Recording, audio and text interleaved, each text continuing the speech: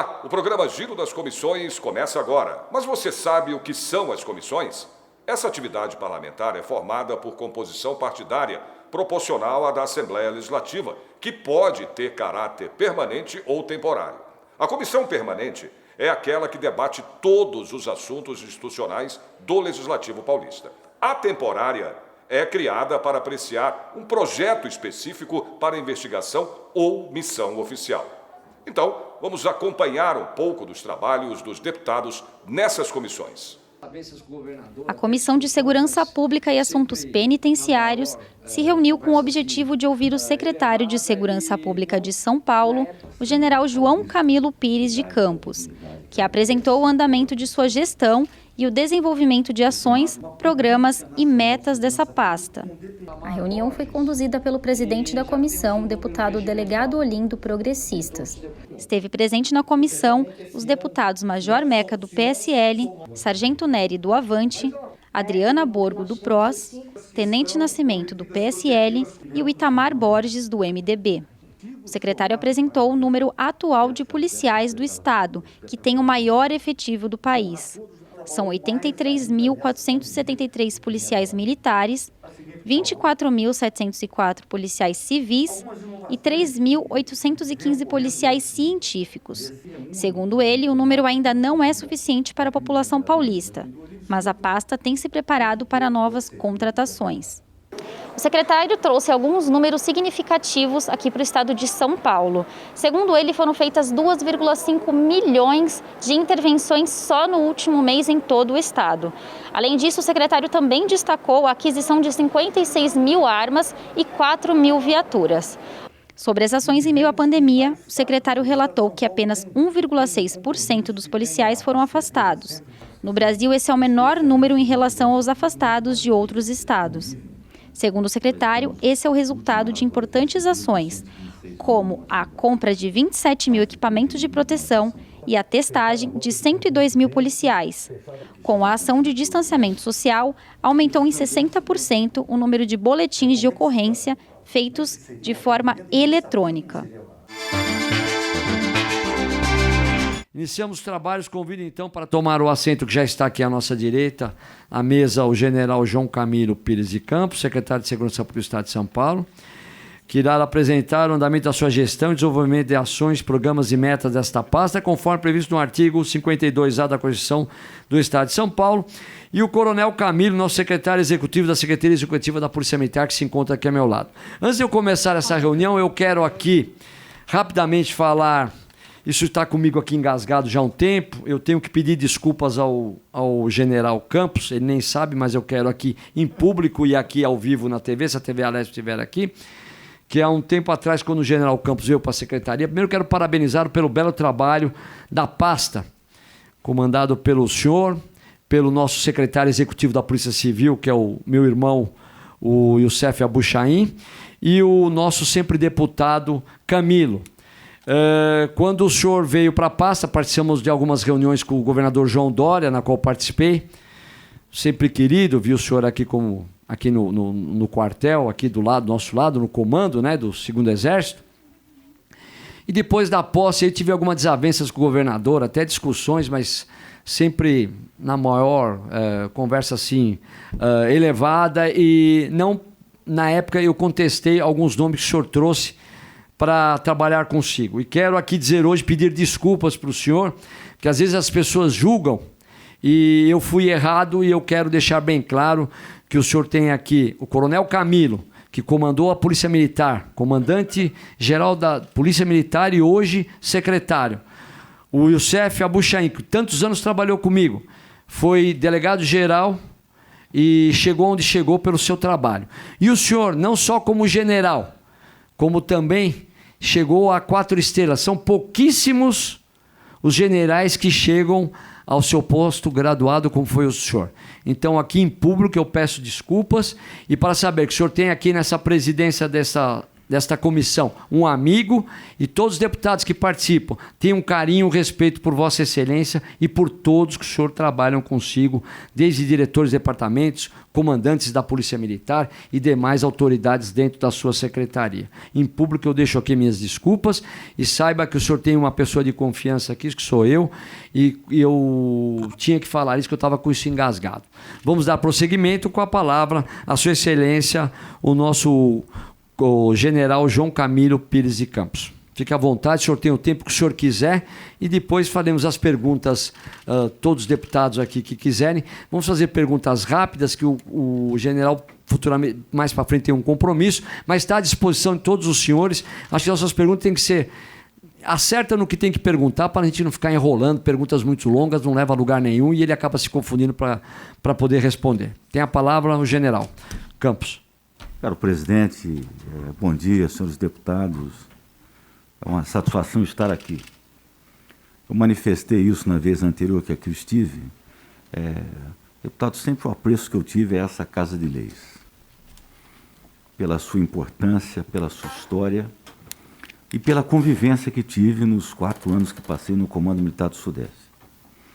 Vendo sempre um trabalho, um profissional, um trabalho sério de deputados lutando para apoiar a população paulista e dar-lhes a dignidade que ela merece e que ela precisa. Estimado deputado Olim, é com satisfação que eu estou aqui mais uma vez e vejo bastante entusiasmado que a nossa Assembleia tem seguido as regras de isolamento, com o auditório preparado para isso, nas condições mais adequadas, dentro de uma pandemia que tem sido cruel para todos nós, né?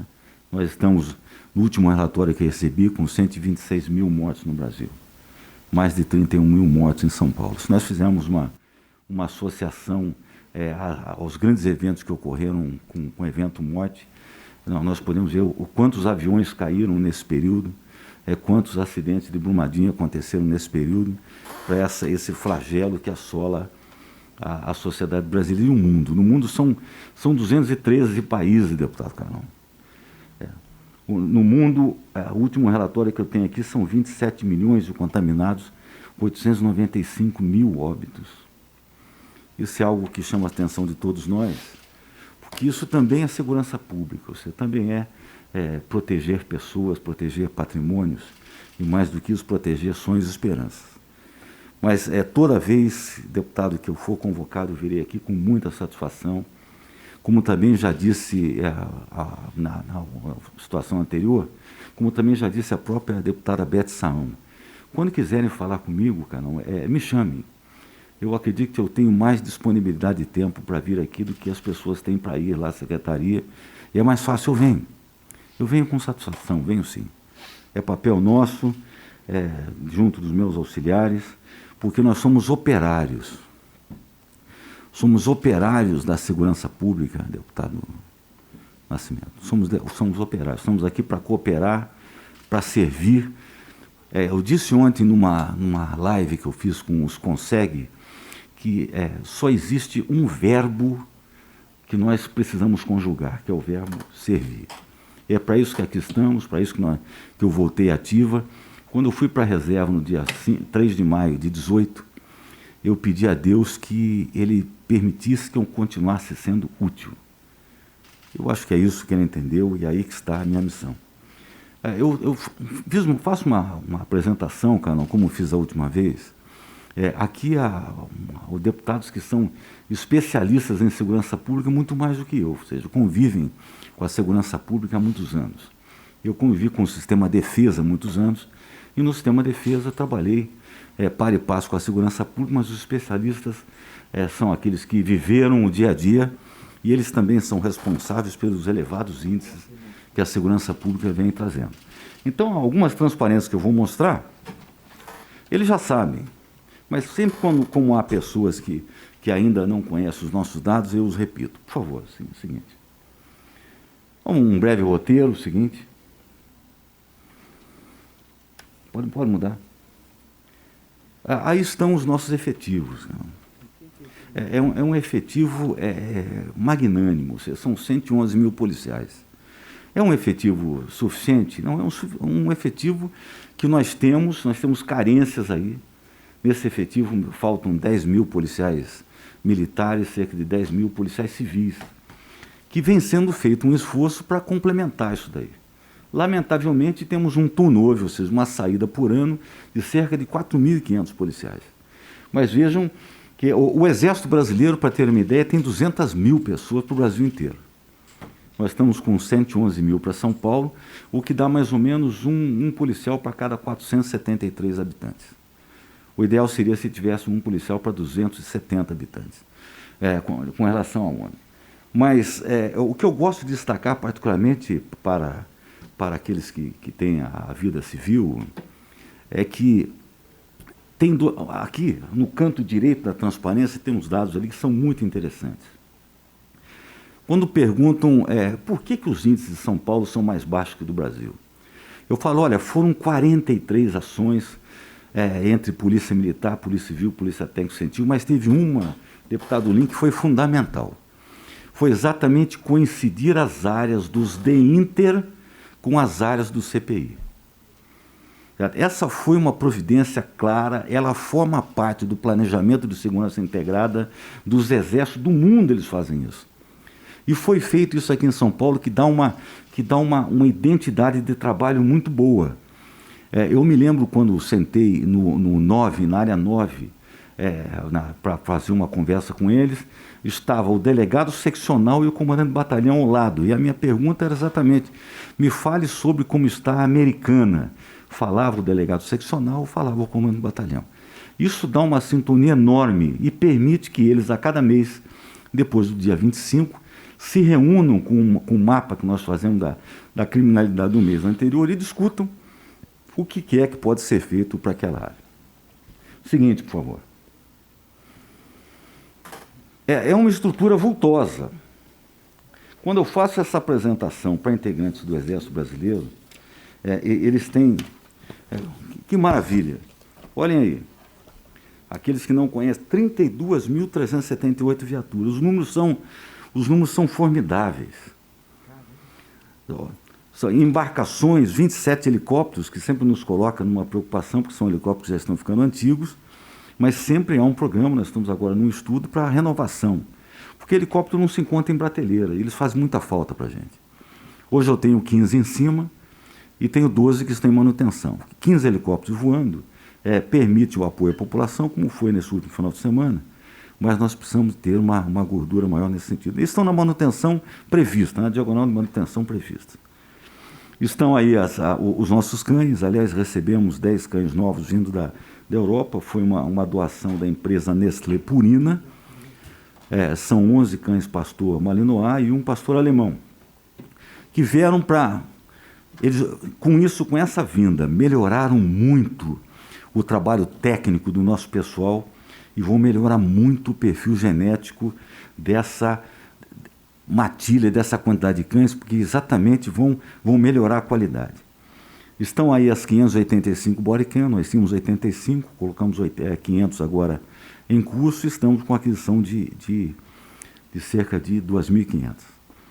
Estão aí os drones têm feito um trabalho espetacular, mormente na área da polícia rodoviária, você tem contribuído muito.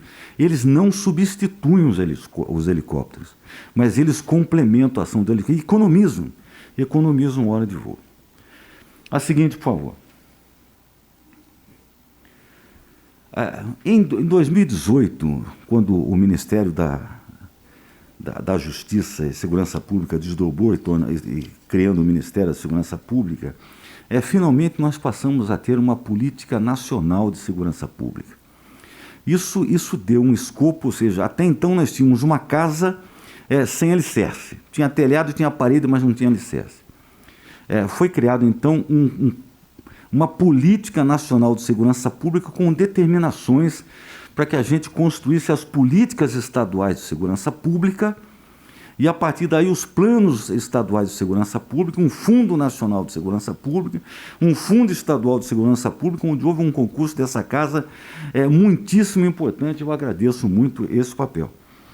Aí nós criamos, então, a política estadual. Aí está a missão, simplificando, a missão é aquela comum de todos, a preservação da ordem pública, a repressão do crime, a proteção das pessoas, reduzir a criminalidade. E qual é a nossa visão de futuro? Se continuarmos a ser referência. A Polícia Militar, a Polícia Civil e a Técnico-Científica do Estado de São Paulo são absolutamente as melhores polícias do Brasil. Já somos referência hoje, como vocês vão ver. E na nossa política estadual, a política nacional tem 17 objetivos. Aliás, em política e estratégia, a política é a ciência do estabelecimento de objetivos. Então, quando nós vamos estudar a política nacional, encontramos 17 objetivos, e quando vamos para a política seguinte, por favor, quando vamos para a nossa política estadual, nós reduzimos aqueles 17 em 6 objetivos, em meia dúzia de objetivos. Cada objetivo desse demanda uma série de ações estratégicas, que eu não vou desmembrar aqui, está à disposição de todos, mas um objetivo 1 deve ter 7 ou 8 ações estratégicas, o 2... Então, do nosso estudo, o 1, reduzir a criminalidade e aumentar a percepção de segurança. Talvez essa seja a maior dificuldade que nós temos hoje. Isso é exatamente no que reside a percepção da segurança.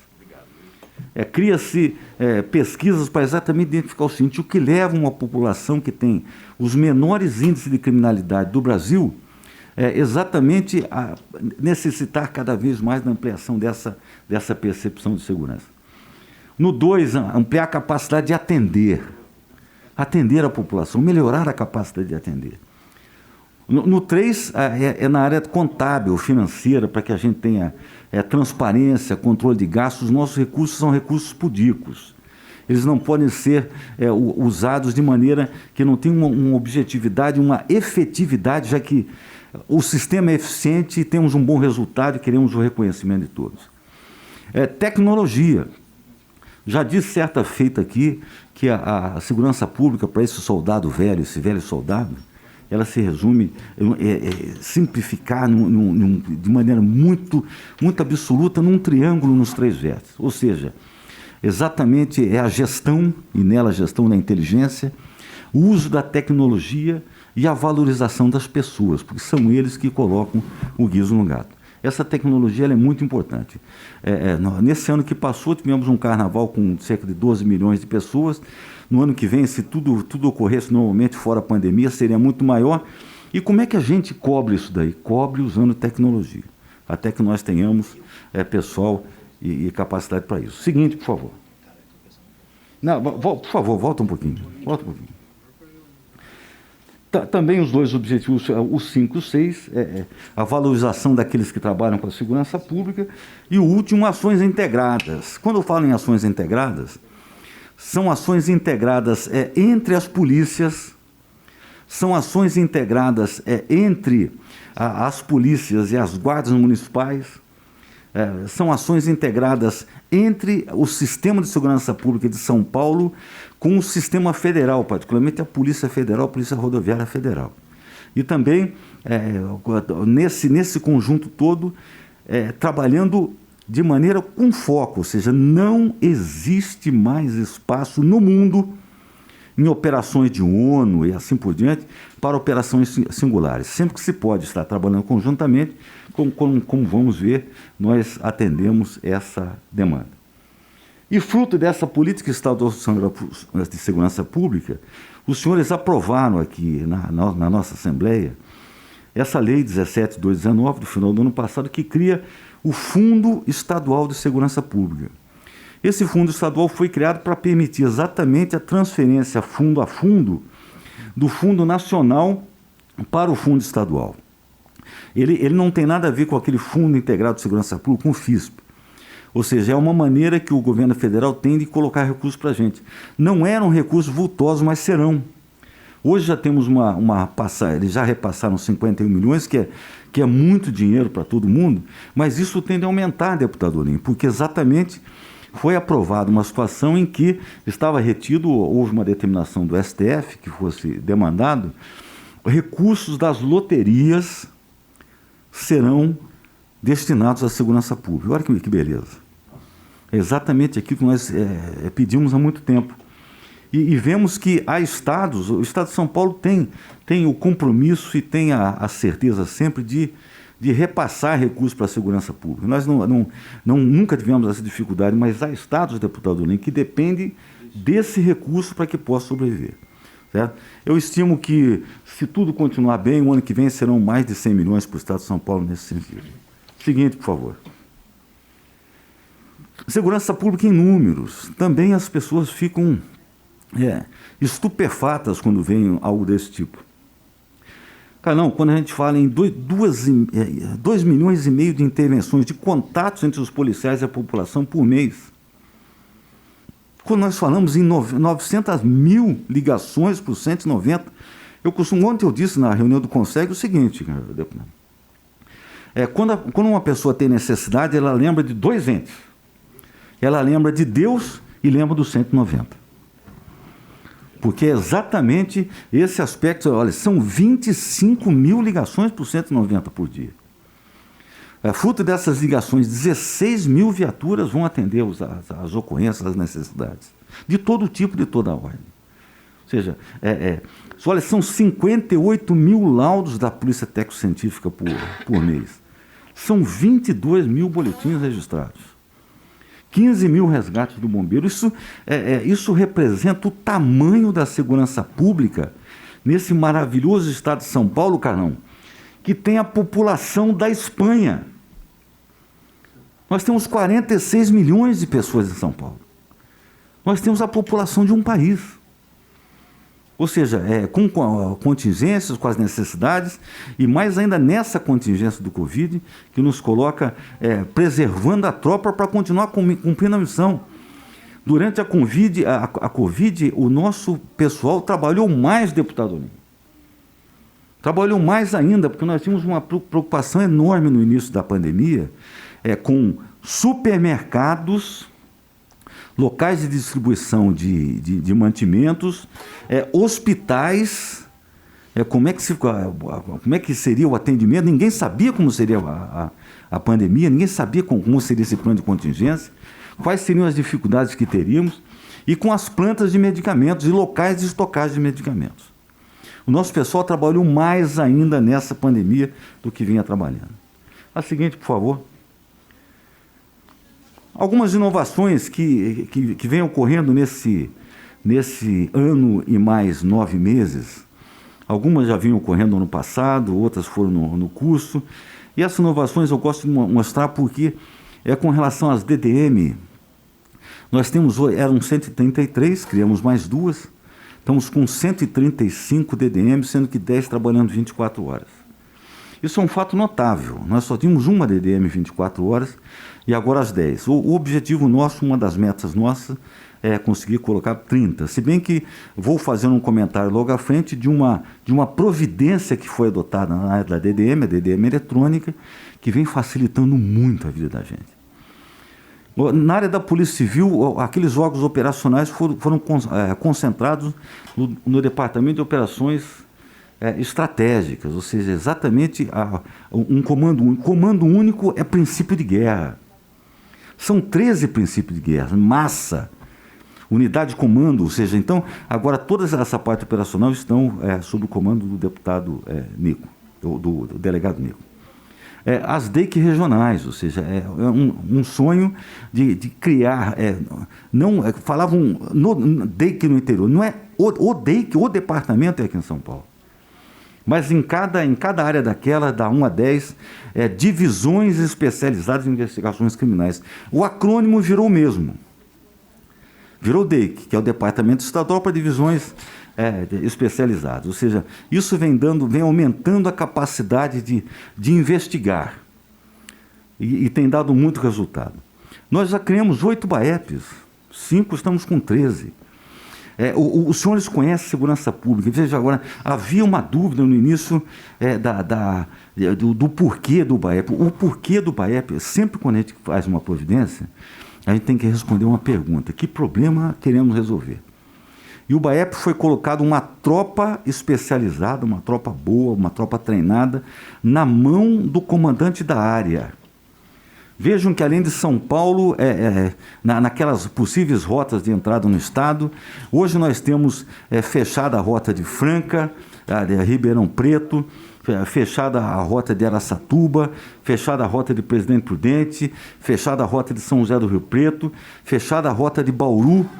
Ou seja, praticamente esses comandos de área têm uma reserva na mão deles, ou seja, nós não precisamos mais a todo momento estar colocando a tropa do choque, que é uma tropa muito nobre, muito especializada, para atender ocorrência no interior. Ele tem um meio de empregar a tropa. Estamos agora colocando até o final deste ano o 14 BAEP em Sorocaba. Com isso ficamos faltando um ponto para a gente entrar, que é do CPI, do CPI do DEINTER meia dúzia, que é exatamente uma área que envolve Santos e registro. A área de Santos já tinha um BAEP, mas nós sentimos que existe uma separação na formação da área, ou seja, no espaço geográfico de registro, ele praticamente é autônomo. Ali não vamos pensar num BAEP ainda, mas vamos colocar um reforço de força tática ali para dar mais condição ao elemento. Quem sabe um dia essa área meia dúzia seja a nossa área 11. Estamos trabalhando por isso.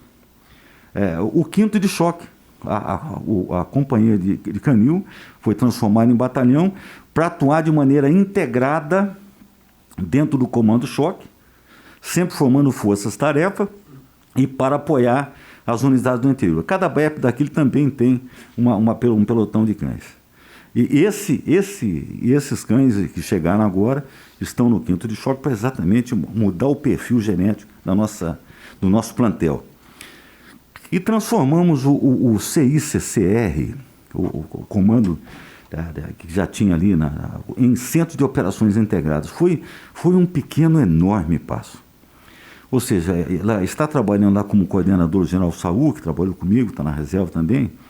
Exatamente é ali que ele recebe, a grande porta de entrada de FEBRABAN, de FEComércio, de associação comercial, de Procargo, ou seja, todos esses entes que têm interesses diretos e atávicos na segurança pública, ali se reúne com o coordenador operacional, às vezes se reúne com o DIPOL, ou seja, para exatamente poder construir soluções que levem a... Então, veja o seguinte, por que São Paulo tem os menores índices de criminalidade do Brasil, tendo uma população igual à da Espanha? Porque há um trabalho integrado. E esse trabalho integrado, deputado Olim, não começou agora. Essa competência profissional não começou agora. Aqui tem policiais militares antigos, eles formaram parte dessa construção. Como na Polícia Civil também. Os antigos formaram parte dessa espetacular construção. Então, a todos o meu preito de cumprimentos e de gratidão. Vemos as aquisições de armamento e equipamentos aí. Outro dia eu ouvi alguém falando em sucateamento da polícia. Eu falei, como sucateamento, gente? Quem é que compra 56 mil Glocks no ano? Quem é que entrega 4.070 viaturas? Ou seja, há um trabalho. E nesse ano, com todo o contingenciamento de recursos, ele tem trabalho. As 200 bikes não fomos nós que compramos. Nós fazemos um chamamento público e as empresas que têm interesse em cooperar conosco, desde a reforma de uma instalação até a cessão de um bem ou um material, elas fazem. E essas bicicletas vieram ao encontro que a gente queria, particularmente nas áreas mais urbanizadas. Seguinte. Com tecnologia, vejam que grandes passos foram dados por São Paulo. Foi São Paulo que deu esse passo. O que está lá em cima é um mérito que nós devemos à Polícia Militar do Estado de São Paulo, que é o SOS Mulher. O SOS Mulher, nós não gastamos um centavo nele. Ele foi feito pela DI da Polícia Militar de São Paulo, que atende as mulheres que têm medida protetiva. Aí nós precisamos do apoio de todos. Está aí a nossa deputada Adriana Burgo, que pode nos ajudar muito nesse sentido. Deputada, nós temos mais de 100 mil mulheres com medida protetiva no Estado. Somente 25 mil se cadastraram. Ou seja, nós precisamos estimulá-las a isso. Estimulá-las, porque quando ela se cadastra e ela baixa o aplicativo no seu telefone, a hora que ela aperta ela PETA tem aqui policiais que conhecem muito bem o funcionamento do Copom, o 190, ali existem 2 árvores, uma de atendimento, uma de despacho. Quando ela aperta o botão, deputado Meca, vai direto para a árvore de despacho, não passa pelo atendimento. Olha que maravilha. Cerca de 800, 970 acionamentos, houve poucos. Então, precisamos, talvez, divulgar mais, e se divulga através da mídia, tentamos fazer isso sempre, se divulga por intermédio das associações, dos grupos de mulheres, porque a violência contra a mulher, ela lamentavelmente vem aumentando.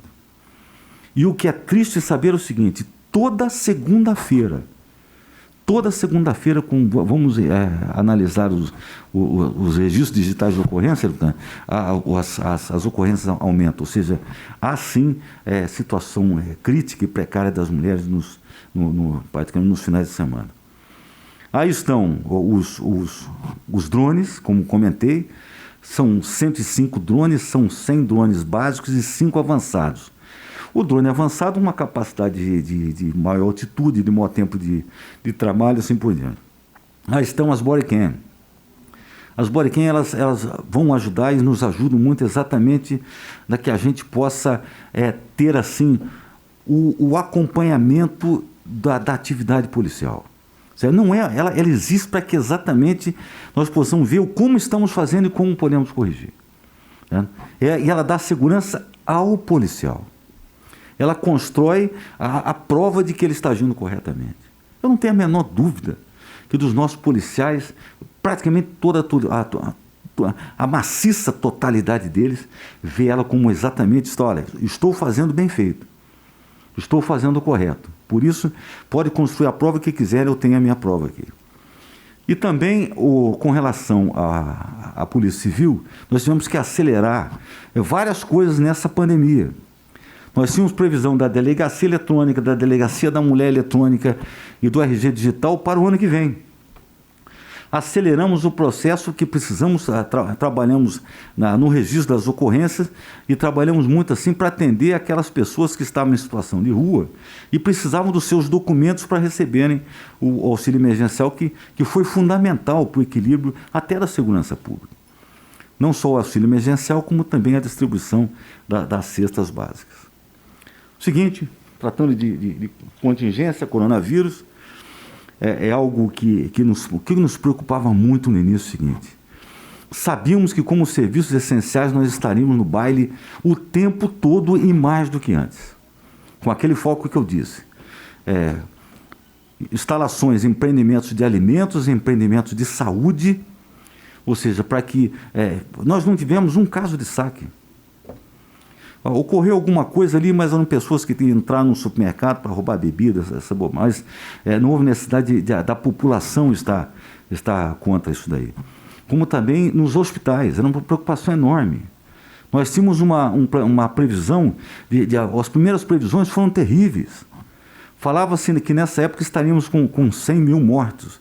100 mil mortos é uma tragédia. 32 mil mortos já é algo que inimaginável num evento como esse. Se eu falo, se um avião da TAM que caiu em São Paulo tinha 199 mortos, foi aquela comoção, quantos aviões da TAM, quantos acidentes iguais àqueles caíram nesse período? E a gente não pode se acostumar a isso.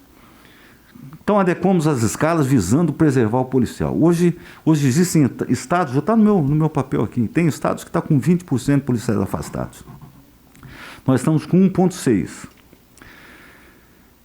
É um índice baixo, um pouco mais alto na Polícia Civil, tendo em vista a idade do nosso pessoal, mas é um índice, no Brasil, um índice mais baixo. Que coisa interessante. Se é um índice mais baixo no Brasil, aqui temos mais policiais e aqui temos mais população, é sinal que as rotinas foram muito bem feitas. A delegacia eletrônica, hoje, somente aqueles crimes que exigem o exame de corpo de delito, que precisam ir à delegacia. Os demais também, a população aumentou em 60% o registro de crime na delegacia eletrônica. O cidadão não precisa sair para fazer aquilo. E olha, o funcionamento é espetacular. E também essa força-tarefa para regularização de documentos, que a Polícia Civil nos ajudou muito a emitir documentos para populações mais carentes. Gastamos 27 milhões. 27 milhões com EPI, a tropa tem um EPI. No início era uma dificuldade, porque a gente não tinha até onde comprar.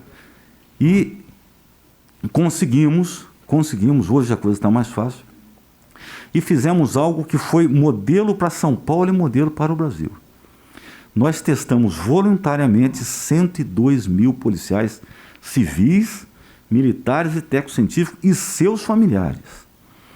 Ou seja, se um familiar apresentou sintoma da contaminação, o próprio policial ficava afastado para poder preservar o seu familiar e preservá-lo.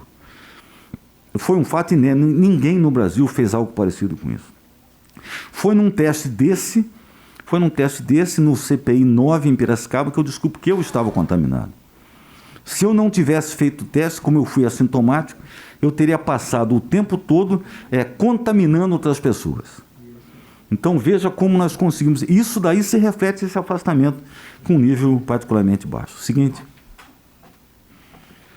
Também na contingência nós criamos um centro de logística humanitária com o pessoal lá do Palácio Bandeirantes. Sentimos o seguinte, que muitas doações estavam ocorrendo, doações vultosas, doações consideráveis, e tudo isso precisa de um controle. Eu vivi isso nas operações com o Exército que fiz, e não foram poucas, nos meus 48 anos, e tem que se controlar como recebe, onde fica, para onde vai, ou seja, o histórico dessas doações.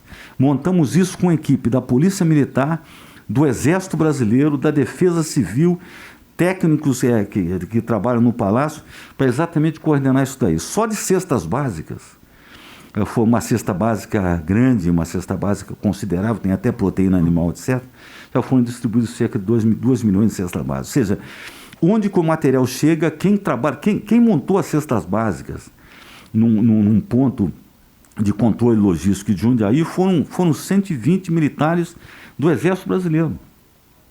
Ou seja, essas eram colocadas em viaturas, eram viaturas em caminhões contratados, eram levados aos 645 municípios.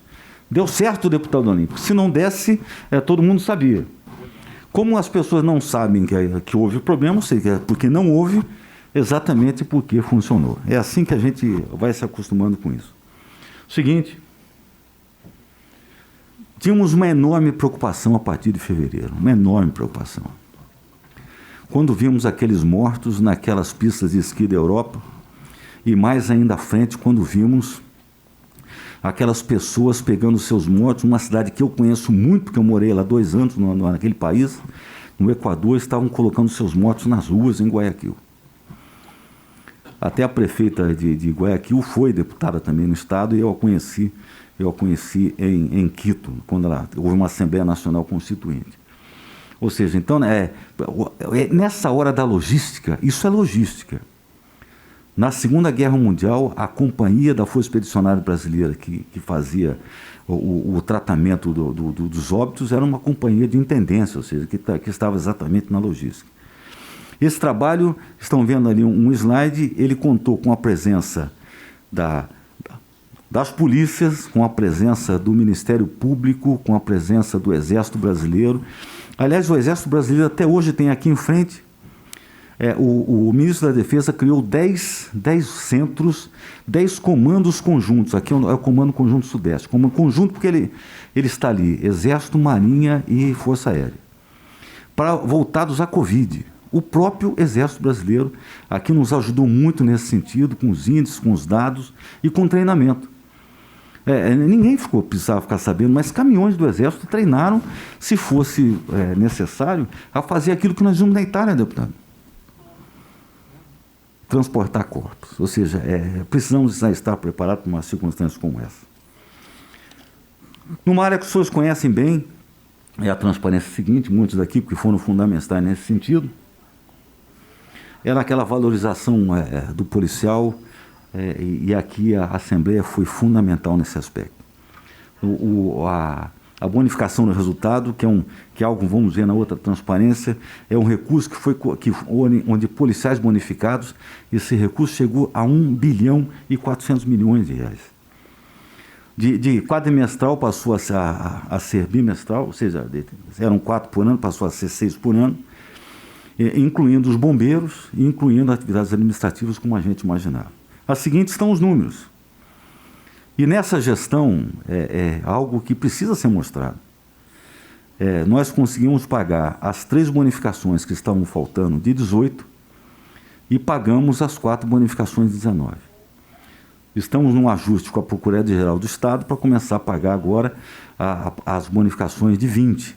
Ou seja, e vamos fazer isso, pelo menos, eu imagino que algumas a gente consegue esse ano ainda.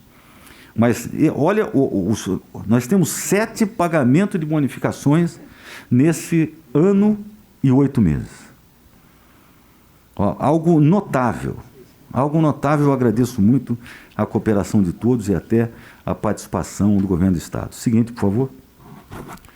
Também naquilo que vimos, dessa valorização dos policiais, os senhores estiveram conosco nesse reajuste de 5%, e principalmente havia uma injustiça, o próprio vencimento nosso é um vencimento que precisa de um reajuste, mas havia uma diferença na equiparação do auxílio alimentação. Essa equiparação veio ao encontro de algo que é justo, que aqueles que fazem o mesmo trabalho precisam da mesma consideração. E também da assistência jurídica, que é algo que estamos fechando agora, fruto por orientação da própria PGE, para que entre também uma legislação federal que determina que a assistência jurídica aconteça a partir da fase do inquérito. Seguinte. Uma providência muito simples. Uma providência muito simples foi o policial nota 10. Eu vivi isso a minha vida toda. Eu valorizo muito a consideração, o respeito, o elogio, o cumprimento. E essa atividade policial nota 10, simples, alguns disseram o seguinte: não, isso é só um pedaço de papel, não é? É um pedaço de papel que não se põe numa parede, se guarda na alma. Quando aquele policial é destacado por algo que ele fez, e eu vi ali, naquelas cerimônias, os familiares vendo os filhos, as filhas, vendo o pai sendo homenageado, recebendo um diploma. Isso é algo notável e uma providência muito simples, mas que engrandece o espírito do nosso policial. Vamos às operações, por favor. Nas operações, nós tínhamos já, via de regra, a Polícia Militar já tinha o PAS e proteção, que se refere à área dos pancadões, dos baile funk, e o servir e proteger. Foram ampliados, inicialmente, o São Paulo Mais Seguro. É um dia em que se colocam mais... toda semana tem uma ou duas operações desse sentido. Começamos com o São Paulo Mais Seguro, depois mais policiais na rua naquele dia, depois partimos para as estradas, a rodovia mais segura, e sentimos, até por requisição do pessoal do interior, algo que auxiliasse em roubo de gado, roubo de máquina, esses furtos que acometem barbaramente as pessoas mais simples da roça. O interior mais seguro tem uma operação centralizada pelo coordenador operacional por mês, e cada encarregado de área pode fazer uma por semana. Isso tem dado muito resultado. E aí estão os números, mas como estão pequenos, eles estão ampliados só dessas operações mais seguras. Seguinte. Quase 2 milhões de pessoas abordadas, deputado Onim. Quase 1 milhão de veículos vistoriados, 3 mil veículos recuperados. A seguinte, só nessas operações, 41 toneladas de drogas, mais de 1.000 armas apreendidas, sendo 67 fuzis, e 12 mil pessoas presas. Aliás, com relação à droga, nesse período, na história da segurança pública, particularmente nesse primeiro semestre desse ano, nunca se apreendeu tanta droga, mais de 140 toneladas. Apreendemos nesse ano e 8 meses, 342 toneladas de droga. Deputado Olinho, isso equivale a 660 quilos de droga por dia. Seguinte. Também nas operações integradas, algo que eu tinha muita vontade de fazer, era uma orientação do Ministério da Justiça e Segurança Pública, mas são coisas que não são fáceis de fazer, nós conseguimos e vamos prosseguir. Estamos fazendo operações integradas com outros estados. A seguinte, por favor. Essa operação ocorreu com Minas Gerais. Olhem quem está trabalhando ali. Você vem embaixo exatamente na divisa, crimes na área de bancária e crimes na área do roubo de cargas. Nós juntos planejaram, trabalharam juntos, Polícia Rodoviária Federal, Polícia Militar do Estado de São Paulo, Polícia Militar de Minas Gerais e também, nesse conjunto, a Polícia Civil. Aí estão os postos instalados e naquela região do sul de Minas, trabalhou o Serviço de Fiscalização de Produtos Controlados do Exército Brasileiro, vinculados à 4ª Região Militar. E na área de São Paulo participou o Serviço de Fiscalização de Produtos Controlados do Exército da 2ª Região Militar. Então vejam, talvez essa seja o grande rendimento numa operação dessa, é o comandante do batalhão de São Paulo ter a sua ligação efetiva com o comandante do batalhão do outro estado, o delegado seccional, o delegado da cidade, ter essa ligação com outro estado. Isso facilita muito e facilita tudo. E vamos continuar essas operações com Mato Grosso, vamos continuar essas operações com Paraná, e vamos também fazer essas operações com o estado do Rio de Janeiro. Ou seja, periodicamente, a cada 2 meses, elas serão desencadeadas, logicamente, numa época inopinada, mas o planejamento todo é feito conjuntamente. Vejam na transparência seguinte, por favor. Os meios empregados não foram, são meios pudicos, não são muitos, mas que atendem perfeitamente essa ideia. E nas próximas operações, o Ministério Público estará com a gente, a Polícia Federal estará com a gente, juntos, trabalhando. Não existe mais espaço. Se vamos atuar contra roubo de cargas, se vamos atuar contra tráfico de drogas, eu preciso estar trabalhando junto com o Mato Grosso do Sul, preciso trabalhar com o Paraná, com Minas Gerais, assim por diante. A seguinte, dessa primeira operação que durou um dia, talvez as fotos sejam mais representativas aí do que os próprios dados. Podemos ver nessas fotos os nossos policiais civis trabalhando com o Exército Brasileiro na inspeção de pedreiras. Ou seja, a evasão de explosivos para serem usados em caixas eletrônicas e assim por diante. E as polícias todas aí. Seguinte. Vamos aos resultados de São Paulo, do semestre. Os senhores já tiveram notícia disso. Os crimes patrimoniais todos caíram, isso nos preocupa muito para o próximo ano. Preocupa em que sentido? Nós já estamos hoje brigando com os nossos próprios números. E na pandemia, no primeiro semestre, tivemos um aumento, infelizmente, de latrocínio e de homicídio doloso. São poucos casos, mas foram casos que aumentaram. Agora, com isso daí, o estado de São Paulo é o estado mais seguro do Brasil para se viver. Seguinte. E esse dado todos também já têm domínio, ou seja, o nosso índice por 100 mil habitantes é 6,44. Os senhores terem uma ideia, no Plano Nacional de Segurança Pública, a meta é 23 mortos por 100 mil habitantes.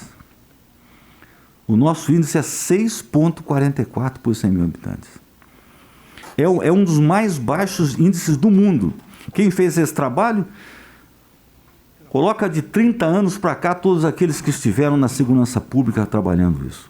Nós estamos agora colhendo os frutos de algo que começou lá atrás. Construindo isso num estado que tem uma população enorme, 46 milhões de habitantes, um estado com muitas conurbações de municípios e que faz com que a gente tenha um trabalho enorme, mas é uma polícia militar de alta qualidade, uma polícia civil de alta qualidade, uma técnica sem fio de alta qualidade. Então, com aquele índice 6,44, era 6,37, deu uma subidinha, nós estamos com 160 mil pessoas teriam morrido, deputado Olim, se isso não tivesse ocorrido. Trabalho de todos nós, os de ontem, os de hoje e os de sempre. Seguinte, a produtividade policial está aí. Tá? Nesse semestre, julho, aquelas 150 mil toneladas de drogas que eu comentei, 6.800 armas apreendidas, veículos recuperados 23 mil, 102 mil pessoas presas no semestre desse ano. E aquelas fotos são emblemáticas. Eu pedi que colocasse ali de cima. Foi uma apreensão do Batalhão de Polícia Rodoviária de 8 toneladas em Boituva, 8 toneladas de maconha em Boituva. E a de baixo também é muito emblemática. 1,3 toneladas em Indaiatuba, só que isso aí é cocaína, deputado. Nossa Senhora. E nesse mesmo dia foram apreendidos uma tonelada e 300 de cocaína em Indaiatuba e 236 quilos de cocaína em Jundiaí. Quase 2 toneladas de cocaína, eu não sei quanto isso pode custar em outros países aí, e qual destino isso teria. Um mapa do Atlas, há um tempo atrás, o Atlas de violência foi apresentado aqui no Brasil, essa é a relação de 18. São Paulo está ali com 8,2, porque eles têm uma maneira diferente de fazer a comparação. Colocam outras coisas nesse mapa, mas mesmo assim é o mais baixo índice do Brasil. Vejam se a Política Nacional de Segurança Pública pede que seja 23 por 100 mil, eu acho que São Paulo, Paraná, Santa Catarina, Mato Grosso do Sul que estão abaixo disso. E a nova meta é trazer para 16 mortes por 100 mil habitantes. Ou seja, vejam que o Estado de São Paulo, acredito que seria o único que estaria em condições de cumprir essa nova missão. Vamos às ações em curso. Tudo ocorrendo. Pode mudar, por favor? Muito obrigado. Então, estão ali, não fosse a pandemia, nós estaríamos com uma quantidade enorme de policiais já com concursos prontos, já aprovados, pronto para iniciar. O decreto da pandemia deu uma segurada nisso, e nós estamos vendo uma maneira de o quanto antes colocar isso novamente em atividade. Formando aqueles policiais militares todos, os civis, essa aquisição das câmaras continuam, das pistolas já foram praticamente, criar os 2 novos Copom estão quase prontos, um é Ribeirão Preto, um é São José dos Campos. O Detecta, na maioria dos municípios que tiverem condição técnica para isso, e uma divisão na Polícia Civil, deputado Doninho, o senhor que conhece bem a área, uma divisão de crime cibernético na Polícia Civil. Hoje é um departamento dentro do DEIC, uma divisão dentro do DEIC.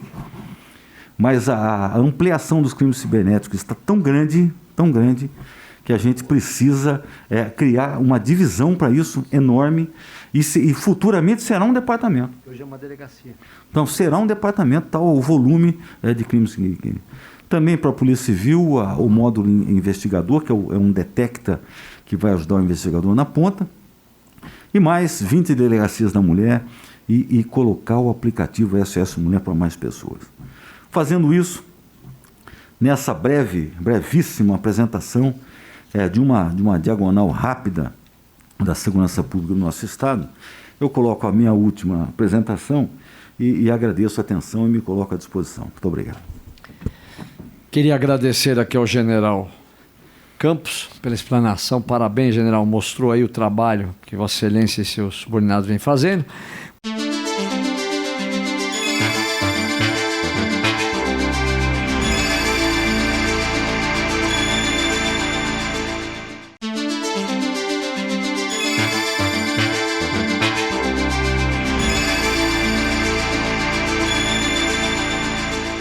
Com a palavra aqui para questionamentos, vamos começar pelo Major Meca.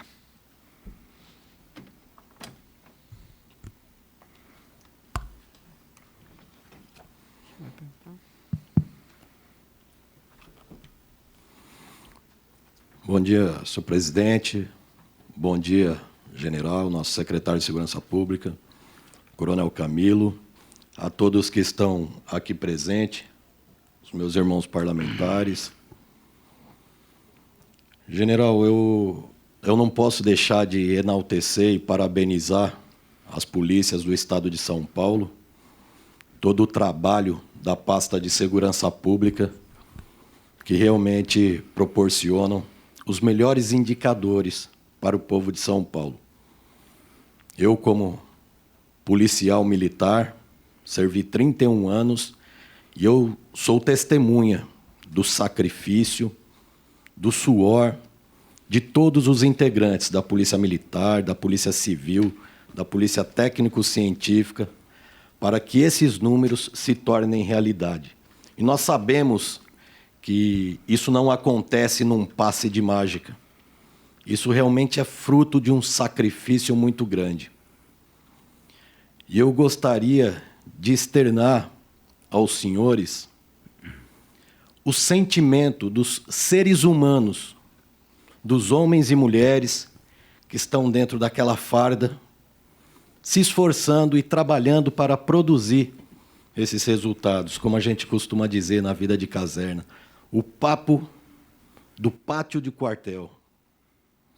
Hoje, a tristeza e a fadiga dos nossos policiais, ela é muito grande.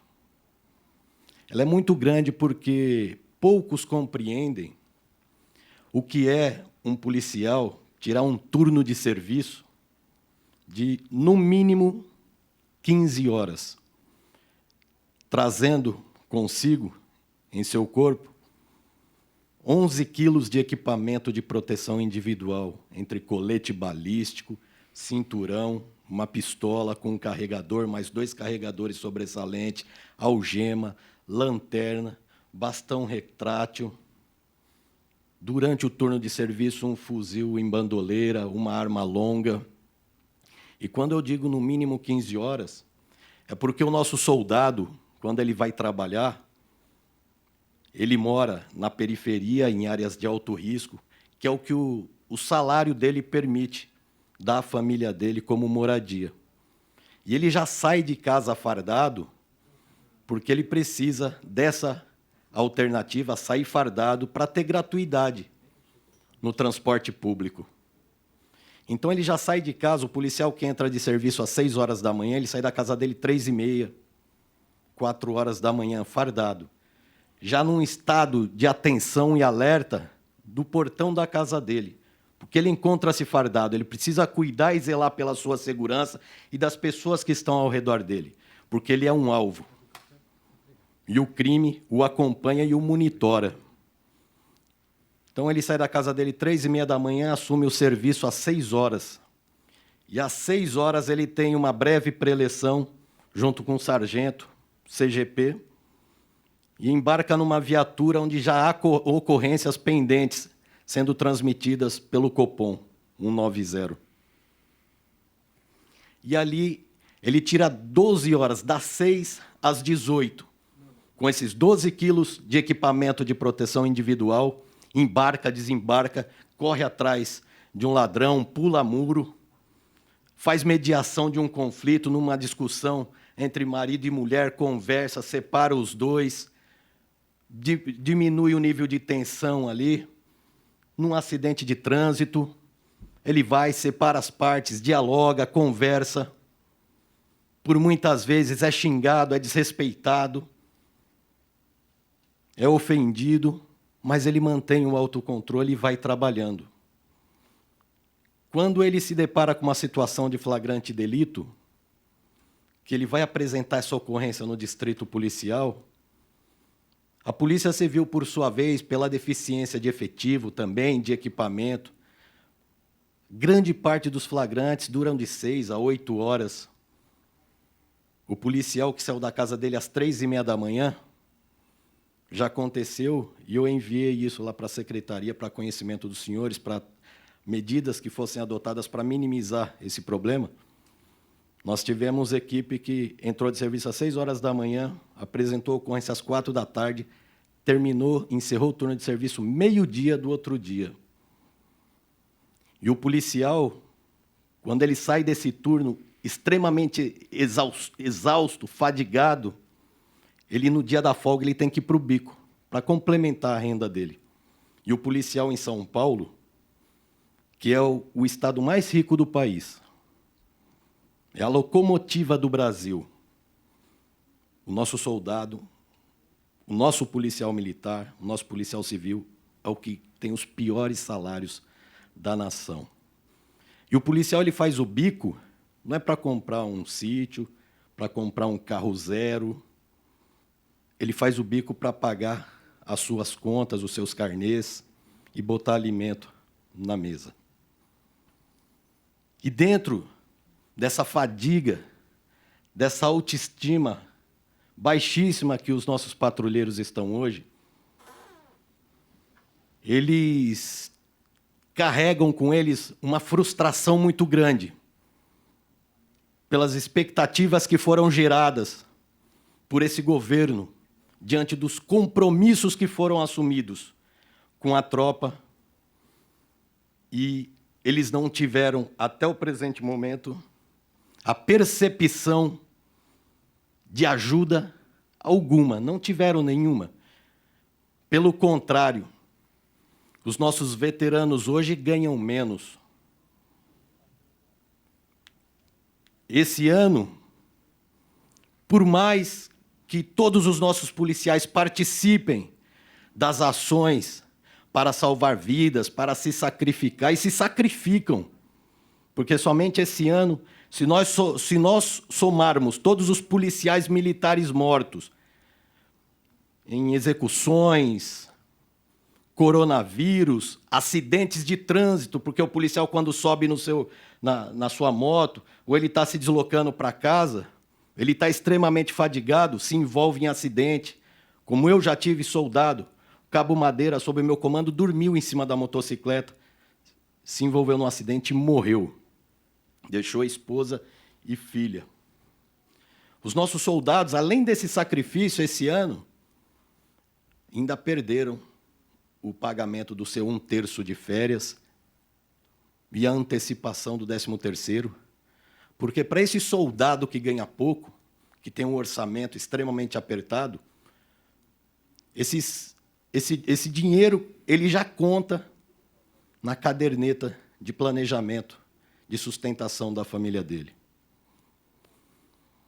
Então eu quero trazer para o senhor, e isso também motivar as indicações e as propostas e alternativas que nós enviamos à Secretaria de Segurança Pública, é porque, além da expertise, da experiência que nós tivemos em 31 anos de polícia, nós estamos presentes nos pátios dos quartéis, nos plantões das delegacias, no Instituto de Criminalística, e eu tenho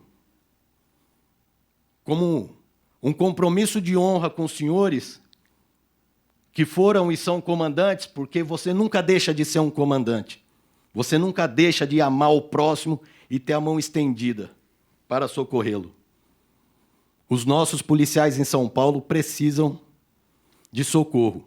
E essa fala que eu trago para os senhores é a fala da nossa tropa, do nosso soldado, que está extremamente fadigado e sentindo-se abandonado na ponta da linha.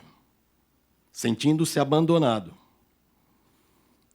E nós sabemos que aqueles 3 policiais mortos na Zona Oeste, naquela equipe de força tática do 23º Batalhão, no final do turno de serviço, durante a madrugada, hoje em São Paulo, se aqueles policiais eles tivessem a reação a ponto de preservar a vida deles e somente ter perdido a vida o agressor da equipe, aqueles policiais muito provavelmente hoje em São Paulo teriam problemas, porque não acreditariam na legalidade da ação deles. Hoje acreditam porque os 3 morreram durante a abordagem. Fizeram uma abordagem, desarmaram um indivíduo, falso policial civil, que se identificou como policial, não era policial. E, durante a abordagem, ele agrediu a equipe, um dos integrantes respondeu, ele também perdeu a vida. Mas se os 3 policiais estivessem vivos, teriam problemas. E eu falo para o senhor porque são 31 anos de polícia. Então eu peço aos senhores que deem uma atenção às nossas indicações. Nós estamos à disposição para dialogar, para conversar, mas os nossos soldados precisam urgentemente de ter a sua carga de trabalho diminuída. O policial não pode ter o seu horário de folga, o seu horário de recomposição física e psicológica comprometida, prestando serviços no momento em que ele deveria estar descansando e usufruindo do convívio da sua família. Muito obrigado e novamente, parabéns pelos números apresentados pelas nossas polícias do Estado de São Paulo. Caríssimo deputado, quem agradece somos nós. Quem agradece o seu concurso e a sua preocupação com a tropa. Os índices estão baixos, deputado, porque quem provoca isso, quem causa isso, são aqueles que colocam o guiso no gato.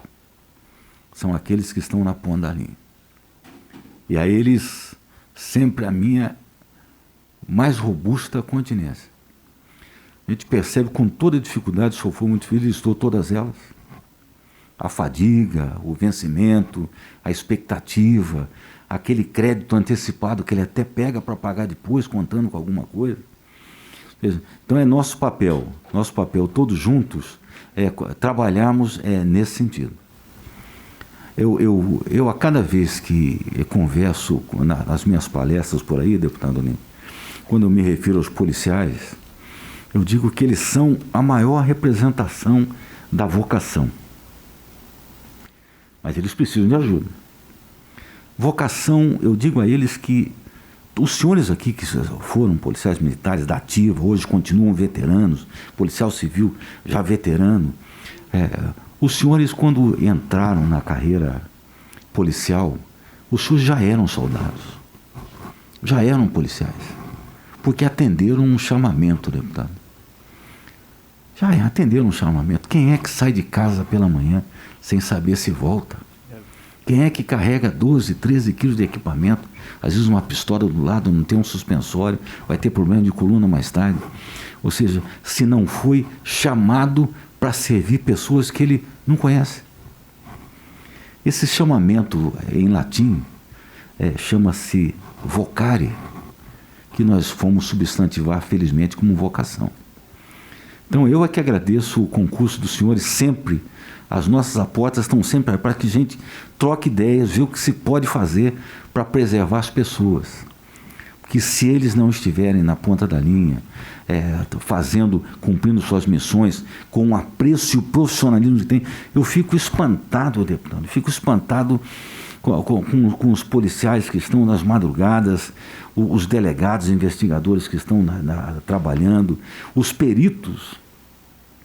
Os peritos, quando fui a Botucatu ver aquele evento no banco, aliás, hoje, onde foi preso o 12º integrante daquele bando que atacou Botucatu, eu vendo ali as peritas, já com muitas horas de trabalho, ou seja, fazendo aquilo com especial dedicação.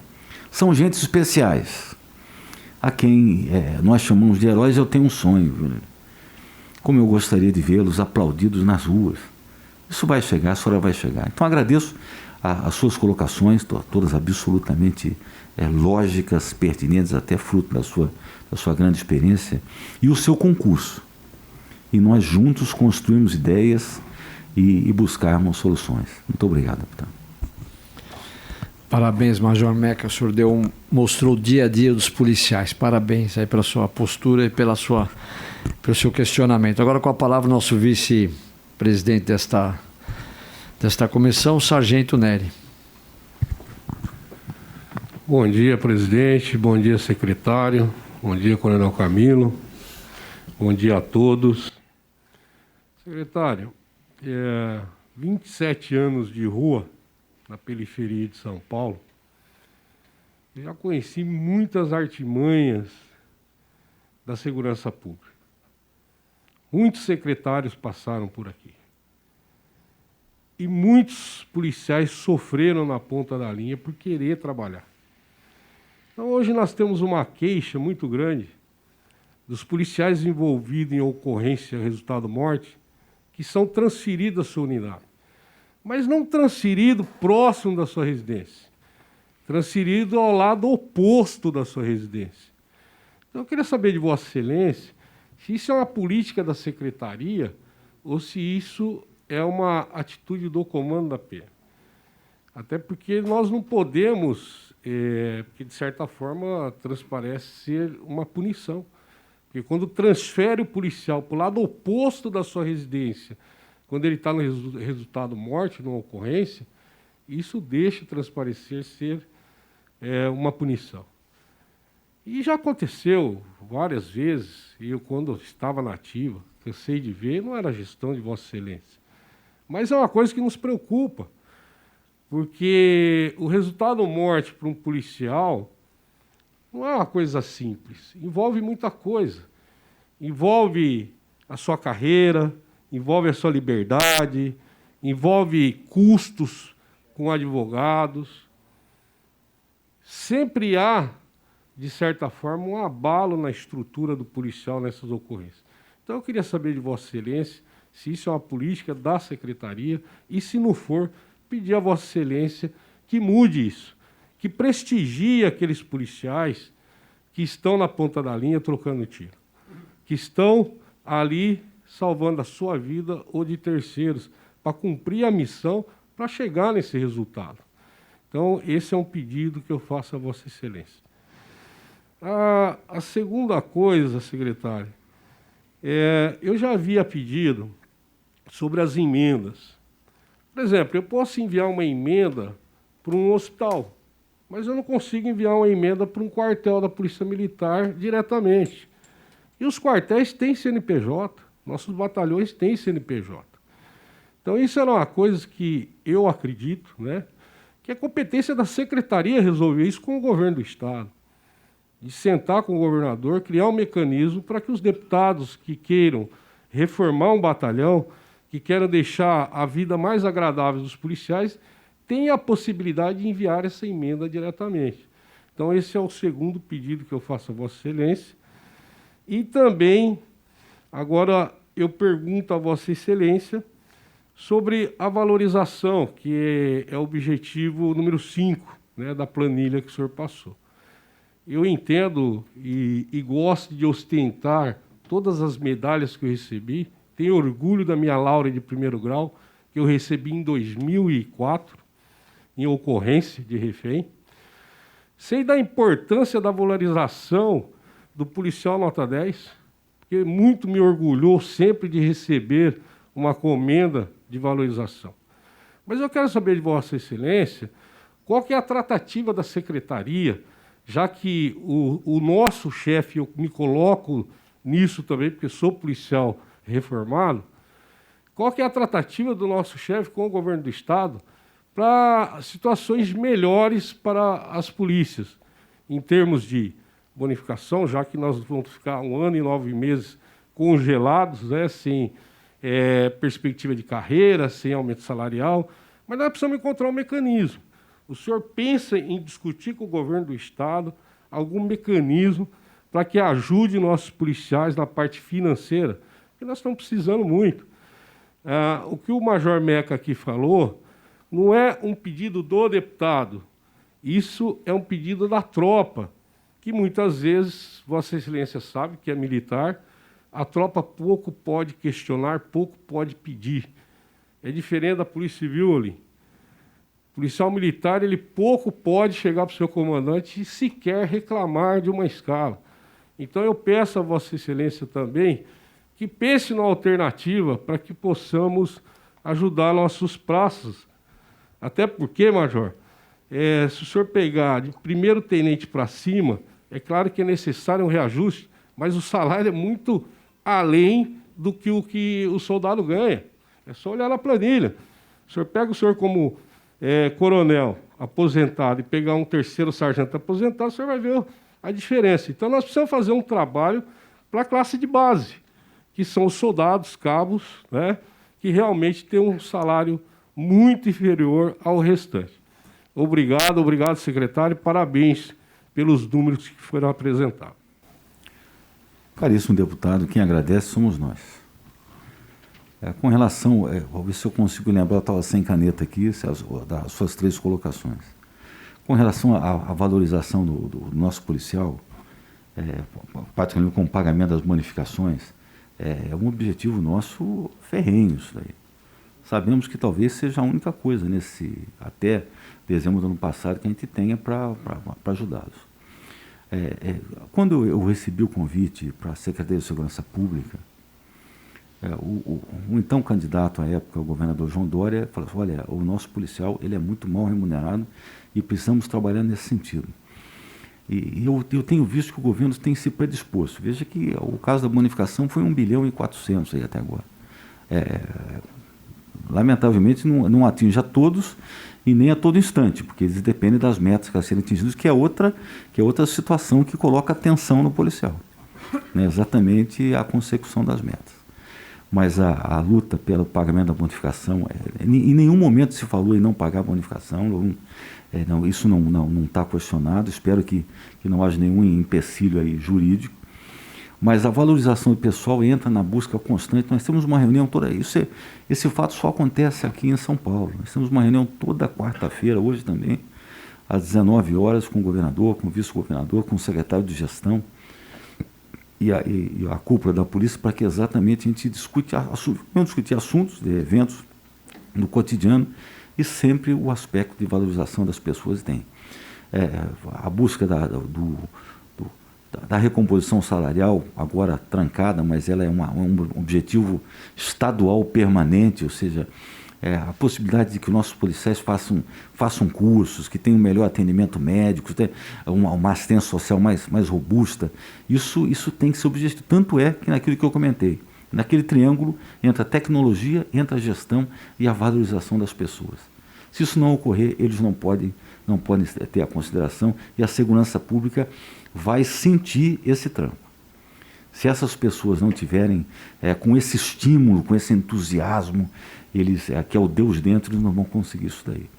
Com relação à movimentação dos policiais, aqueles policiais mortos em MDIP, eu confesso que eu vou sentar, vamos conversar, porque uma coisa é movimentação, a outra coisa... nas movimentações tem circunstâncias que levam a movimentações. Eu prometo que nós vamos estudar isso com muito carinho. E teve uma segunda que eu não estou me lembrando. As emendas. Sem dúvida. Como nós precisamos dessas emendas. Como nós precisamos. Não pode ser tão difícil assim. Eu vou pedir ao coronel Camilo que faça algum complemento com relação às emendas, porque aí há uma participação muito grande da Casa Civil. Mas não pode ser tão difícil assim. Que a emenda seja destinada diretamente à ponta para que se... Coronel Camilo, por favor, me ajuda na história das emendas aí. Então, Oi? Aqui sim. Pessoal, então só aos nossos deputados, primeiro aí, muito obrigado aí pelas questões. As emendas, tudo que está chegando, a Secretaria está processando de imediato, mas vamos ver esse impedimento. Por que isso está sendo feito? Normalmente vai para todas as unidades, para compra de viatura. Eu não tinha consciência de que há um problema para você direcionar especificamente para um batalhão. Vamos levantar no governo e vamos ver como nós podemos resolver isso, tá bom? Esse é um fato que realmente... Porque isso já é decidido no governo, quando vem para a gente já vem que é viatura, que é isso, que é aquilo, a gente só manda para frente. Todas as emendas de 2020 que já chegaram, aportaram na Secretaria de Segurança, já foram destinadas. Tá? Aquelas que estão em processamento, assim que chegar, serão destinadas. E os senhores estão sendo avisados, inclusive, quando está chegando no município, na própria unidade, para que façam lá o contato com as próprias unidades. Tá bom? E também nós gostaríamos que isso ocorresse antes de agosto, ou seja, é um trabalho que dê tempo ao comandante da unidade de executar a sua parte financeira contábil. Senão daqui a pouco dá um outubro aí, ele já está com dificuldade. Queria também registrar aqui a presença do Coronel Robson de Oliveira, chefe da assessoria da Polícia Militar da Assembleia Legislativa de São Paulo, o Tenente Coronel Marangon, subchefe da assessoria da Polícia Militar da Alesp, e também o Dr. Arlindo José Negrão Vaz, chefe da assessoria policial civil da Alesp. Com a palavra o Tenente Nascimento. Falta mais 2 e acabou.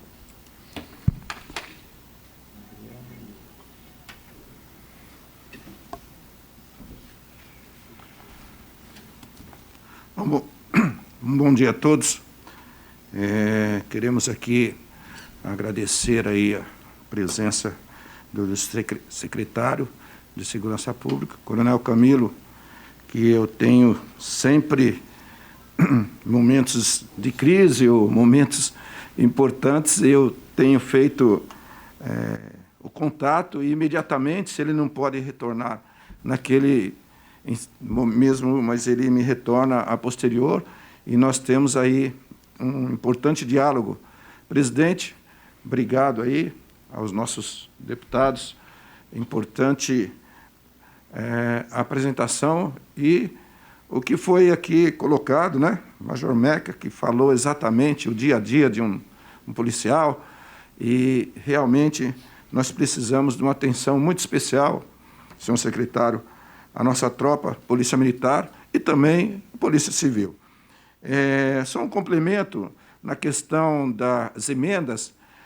Nós encaminhamos emendas e quando nós mandamos para o Hospital Cruz Azul, tudo bem. Nós temos uma dificuldade também, o Coronel Camilo aí, colocar aí, o Hospital da Polícia Militar. Eu bem sei que o Hospital da Polícia Militar, ele não pode, não recebe emendas porque não atende o SUS. É exclusivo Polícia Militar.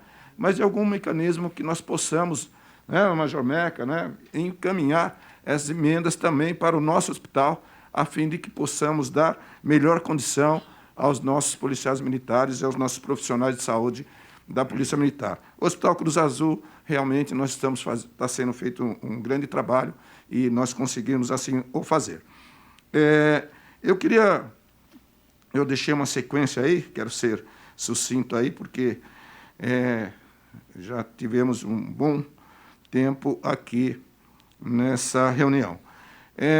Como é do conhecimento de Vossa Excelência, nós aprovamos aqui um projeto, lei de minha autoria, 17.260, que foi sancionado, que é o Patrulha Maria da Penha. O que é esse projeto? É um programa que tem em outros estados, em alguns outros estados, que visa dar atenção à mulher vítima de violência doméstica após a denúncia, ou aquelas que estão com medidas protetivas, como bem o senhor apresentou aí. O que acontece? Nós temos o SOS Mulher, o senhor mesmo colocou aí que apenas 20%, né, delas que procuraram o SOS Mulher, quando nós temos um número significativo para isso. Eu quero dizer que nós temos que realmente fazer alguma coisa. E o programa Patrulha Maria da Penha está incluído aí, que era uma patrulha multiprofissionais, com assistência social, com assistência jurídica e com outros departamentos envolvidos. E, para ter efetividade, nós precisaríamos que aquela ocorrência mais emblemática, que a patrulha fosse até lá, que fosse saber em loco, né, o que de fato está acontecendo. Porque nós temos a seguinte situação, quando o agressor não está preso, ele continua sendo uma ameaça. Mesmo com botão de pânico, mesmo com tudo, ele continua sendo uma ameaça. Porque ele ameaça através das crianças, através de uma condição, e ela fica com temor de fazer uma segunda denúncia. Então, nós queríamos que dessemos maior efetividade ao programa Patrulha Maria da Penha, junto às DDMs, porque as DDMs, eu gostaria de saber se realmente o efetivo é só feminino, ou se tem a disponibilidade, por exemplo, eu fui lá, fiz a minha ocorrência, e aí eu preciso em casa buscar os pertences para levar para um alojamento, ou eu preciso saber com quem vai ficar as crianças. Então, o programa Patrulha Maria da Penha tem efetividade porque eu estou andando em alguns municípios, incentivando, junto às guardas municipais, para que também integre o Patrulha Maria da Penha.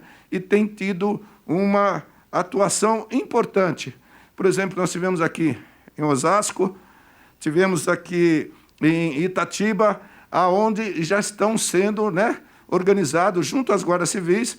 Por exemplo, em Itatiba, o efetivo da Polícia Militar é 50 homens e da Guarda Civil 120. Então, nós temos em determinados municípios um efetivo muito maior. Então, uma integração do Estado junto às guardas municipais para que melhor tenha efetividade. Essa DDM 24 horas, aonde está localizada? Também é uma situação que nós gostaríamos que assim fosse colocado.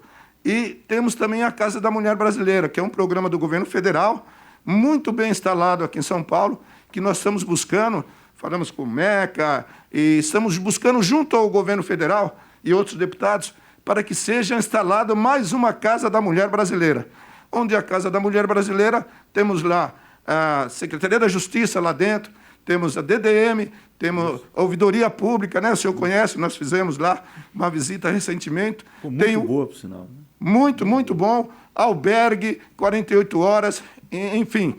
Então, é um exemplo que nós estamos tentando trazer para São Paulo, em mais alguma região, que possa ser instalada. Eu estou um pouco ofegante, porque isso aqui me deixa nós aqui. Então, você me desculpa. Se cuida, deputado. Esse Covid não é brinquedo, não. Não, não é brinquedo. Em relação à polícia científica, o que está sendo feito para melhores na área de tecnologia, para aprimorar e agilizar as perícias realizadas no atendimento de ocorrência em geral, o mais especificamente, o caso da violência doméstica, não só contra a mulher, mas também contra idosos e crianças. Nós temos conhecimento, nós fomos aqui no litoral norte, onde, no Vale do Paraíba, demora uma perícia de 40 a 50 dias para ser apresentada uma perícia. É um tempo muito grande para uma ocorrência tão grave quanto essa. Então, é um pedido que nós fazemos, que aí o senhor pode, a posterior, nos falar que temos que ter incentivo para a tecnologia, para que que a polícia científica, conforme o senhor disse, é digna de aplauso, sim, digna de aplauso, mas que nós temos que dar maiores condições. E quais as ações que da pasta tem realizado para reprimir violências contra idosos e crianças, que foi crescente também nesse período de pandemia. Ainda com relação ao programa Patrulha Maria da Penha, eu estive visitando o Mato Grosso durante o período que nós estamos para formatar a lei aqui em São Paulo, e lá eles têm um curso, né, uma capacitação para os profissionais, tanto os policiais militares e como os policiais civis. Até eu trouxe aqui o currículo, eu vou, a posterior, lhe apresentar, para que venhamos dar uma condição de capacitação aos nossos policiais como um todo, para que possa melhor atender esse tipo de ocorrência. E também sobre o logo. No projeto, eu coloquei o logo Patrulha Maria da Penha, e ele foi vetado. O que eu tenho visto nas guardas municipais, o logo é muito importante e o testemunho deles, quando chega uma viatura com o logo Guardiã Maria da Penha, Patrulha Maria da Penha, a pessoa se sente um pouco mais segura e consegue realmente falar o que de fato está acontecendo, certo? Porque a maioria dos casos, 52% não fazem a denúncia. Elas não ficam, elas travam naquele momento. Elas precisam se sentir seguras e precisam realmente falar o que está acontecendo para que o Estado possa agir. E a última é uma pergunta da nossa amiga, nossa companheira aqui, deputada Janaína Pascoal. Ela, na justificativa no 529, os trabalhos do IMESC vão ser transferidos à Secretaria de Segurança Pública. Se o senhor sabe, ou se não souber ainda, pode nos mandar posterior, apontar o setor que ficará responsável por mais de 20 mil laudos de investigação de paternidade. É isso. Muito obrigado, presidente. Muito obrigado a todos. Deputado Tenente Nascimento, muito obrigado. O senhor, com a lei da Maria da Penha, o senhor consolidou um procedimento que estava sendo alinhavado aqui pela Polícia Militar do Estado de São Paulo. Eu vi ações, particularmente na região de Registro, onde um policial, 2 policiais, um masculino e um feminino, faziam esse trabalho.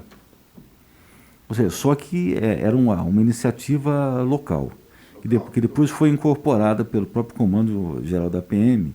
Então, não está difícil da gente implementar e dar asas a esse decreto. Logicamente, é um decreto multidisciplinar, né, quando entra a área da assistência social, a área da assistência jurídica, para consolidar isso daí. O que se resume é o seguinte: algo tem que ser feito e urgente com relação à proteção à violência doméstica e à proteção das mulheres. Um dos últimos dados de feminicídio que eu vi, de 10, 8 ocorreram dentro de casa. Então, são fatos que... E aquilo que eu comentei aqui, o senhor conseguiu perceber. Quando o senhor olha o mapa dos RDO mensais, a maioria dos registros estão nas segundas-feiras. Como pode ter sido o final de semana dessa família? Das mulheres e dos vulneráveis que estão lá dentro, que são os idosos, são as crianças. Como também, eu fico triste quando você se vê num final de mês, quando o estupro de vulnerável aumentou, né? Então, são ações que precisam ser implementadas e com uma certa urgência. Eu agradeço a recomendação do senhor. Para ser um pouco mais... Com relação à técnica científica, eles têm uma dificuldade. Os exames biológicos, eles são demorados. E os equipamentos da nossa técnica científica são os melhores do mundo. Às vezes quer se acelerar um processo e não há como acelerar um processo que demanda tempo. Mas são anotações que nós vamos conversar com eles. A técnica científica, aquilo que eu comentei na primeira slide, ela tem 3.500 policiais, mas faltam 1.500. Comparativamente àquela que tem maior deficiência de pessoas. E aquelas que fazem com muito carinho, com muita atenção. Com relação aqui à área da GCM, na Maria da Penha, já comentei, da Polícia Científica, comentei, da violência contra as mulheres, comentei, e aqui está a pergunta da nossa deputada Janaína Pascoal. Na justificativa do projeto 529, realmente consta o IMESC com uma tendência a estar na segurança pública, e ali, se estivesse, seria na área da medicina legal, mas nós estaremos misturando duas coisas que são distintas. O exame é um só, mas a técnica científica trabalha com exames visados à elucidação de crimes, como o senhor bem sabe. Então, muito possivelmente, isso esteja mais vocacionado, não está certo, mais vocacionado à área da saúde do que à área da segurança pública. Muito obrigado, as perguntas estão aqui, nós vamos aprofundar nelas. Eu fiz até uma emenda para que não acabasse com o IMESC, mas eu vi que, segundo o vice-governador Rodrigo Garcia, se fizer no particular, sai mais barato e mais rápido. Mas aí vai numa discussão. Palavra deputada Adriana Borgo, e, aliás, quero registrar sua presença, que chegou e eu não pude falar. Obrigada, senhor presidente. Bom dia, Coronel Camilo. Bom dia, secretário. Eu tenho algumas perguntas, vou tentar ser bastante objetiva para que a gente possa caminhar por aqui. Bom, eu não posso deixar de mencionar, apesar dos meus colegas já terem mencionado, o reajuste salarial, que foi uma promessa de campanha, que a Polícia de São Paulo seria a melhor bem paga até o final do mandato. Nós já estamos indo para o 3º ano, né? E no que nós tivemos foi 5%. Outra coisa, em relação aos bônus, que já foi falado aqui também, os bônus já são provisionados quando eles são prometidos. Então, quando criou-se o programa, já estavam no orçamento. Então, acho quando a gente renova o orçamento da polícia, da segurança, isso precisa ser cumprido, porque nós, parlamentares, não temos mais como justificar. Eles acham que nós temos o poder de fazer com que o governador pague os bônus, porque a promessa foi dele. Então, assim, queria te pedir de verdade que vocês intercedessem lá para o pagamento dos bônus de 2020 que estão aí em atraso. Quanto ao aplicativo, o aplicativo das mulheres, né, do SOS, importantíssimo, já pedi para a imprensa fazer uma nota para a gente divulgar, já vou dar uma entrevista para a TV Alesp sobre o tema, e nós vamos divulgar. Muito grato. Porque isso é muito importante, porque se nós não tivéssemos o dispositivo, era uma coisa, mas nós temos e a população precisa saber, as mulheres precisam saber. Então, conte com o nosso apoio. Agora, tenho assim, uma crítica pessoal também, não é uma crítica ao senhor, mas ao sistema do bodycam, que é o que nós ouvimos nas ruas. A gente fez uma pesquisa... 72% dos policiais se acham invadidos e não protegidos pelo sistema. E 100% deles são policiais de rua. Por quê? A ação e reação é muito rápida. Então, nem tudo aquilo que a gente vê, o primeiro impacto, ou aquilo que é visto rapidamente, é o que realmente aconteceu. Só o policial que está na ocorrência que sabe. Só quem está no momento é que vive. Então, assim, não estou, eu só estou dizendo a minha opinião e a opinião da pesquisa que nós fizemos. Não bate com a satisfação dos policiais em relação às câmeras, porque realmente policiais que vão trabalhar de forma honesta vão fazer e não vão se preocupar. Eles não têm medo disso. Eles têm medo da imagem rápida, a divulgação da internet, que é muito rápida e que isso acaba prejudicando. Eles se sentem, sim, intimidados, muitas vezes, na forma. E bandido é bandido e tem forma de tratar bandido, e só quem sabe é o policial de rua. Não é direito dos manos, não é direito de ninguém, é o policial profissional de segurança pública. Quando nós endossamos esses profissionais como os nossos defensores, nós estamos dando credibilidade para o treinamento dele, para o ser humano, pelo caráter dele, para o caráter dele, e dizer, você tem o meu respeito, você tem a palavra. Então, entre uma palavra de um bandido e de um policial, eu fico com eles. Então, não precisa, ao meu ver, gastar dinheiro com esses bodycam. Poderíamos, sim, estar pagando o bônus e aí pensando em aplicar numa forma de reajuste salarial para os policiais. Outra coisa, nós indicamos, bem na primeira semana de mandato, eu estive até no seu gabinete, a mudança do Código de Ética. Na verdade, uma adaptação do RD, um estudo novo do Regulamento Disciplinar da Polícia. Está lá no Palácio do Governo, desde a primeira semana de mandato. Então, eu sei que já houve rumores de início nesse processo. Eu gostaria muito que o senhor incluísse, fizesse um pedido para a inclusão dos parlamentares, principalmente os que são defensores, que foram eleitos pela bandeira da segurança, para que participassem desse novo Código de Ética e que também chamasse os defensores, advogados que defendem os policiais no dia a dia, porque ninguém melhor do que eles para que possam dizer qual é o problema e a realidade dos policiais nos tribunais também. Outra coisa, sobre o posto imediato, eu queria perguntar ao senhor se, na reforma da Previdência, porque essa é uma pergunta dos policiais, se vão perder, ou se isso é um chamado bizu furado, se é só um boato falso, se vão perder o posto imediato, e se, por um acaso, tiver essa tendência, que o senhor nos ajudasse junto, o senhor também, Coronel Camilo, para que convencesse o governador de não fazer isso, né? De, por favor, ter piedade e misericórdia. Já foram tiradas tantas coisas dos policiais, né, dos profissionais de segurança pública, pelo menos o que já está não se tira, né? Então, é um pedido, eu tenho certeza que não só meu, mas de todos os parlamentares. Outra coisa, o Coronel Camilo, enquanto era comando-geral, comandante-geral, fez um excelente trabalho no quesito de transferências de policiais. O senhor resolveu a vida de muita gente, de verdade. Olha, eu falei arrepio, e é verdade. Porque, assim, são policiais no estado todo, quando entram num concurso, já sabem que vão servir em qualquer lugar.